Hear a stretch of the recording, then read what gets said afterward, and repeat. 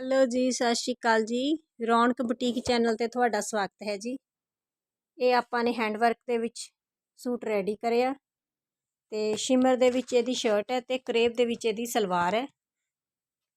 ਬਹੁਤ ਪਿਆਰਾ ਕੰਬੀਨੇਸ਼ਨ ਹੈ, ਤੁਸੀਂ ਵਰਕ ਚੈੱਕ ਕਰ ਸਕਦੇ ਹੋ। ਬਹੁਤ ਪਿਆਰਾ ਫਿਨਿਸ਼ਿੰਗ ਦੇ ਨਾਲ ਵਰਕ ਹੋਇਆ ਤੇ ਆਪਾਂ ਨੇ ਨਾਲ ਇਹਦੇ ਮੋਤੀਆਂ ਵਾਲੀ ਲੇਸ ਲਾਈ ਹੈ।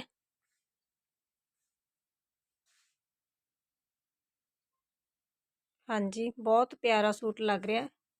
ਸਲਵਾਰ ਦੇ ਪੌਂਚਿਆਂ ਤੇ ਵੀ ਹੈਂਡ ਵਰਕ ਹੋਇਆ।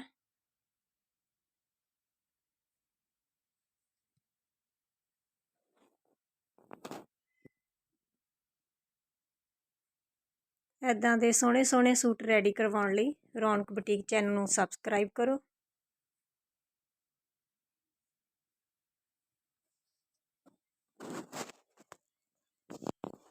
Thanks for watching.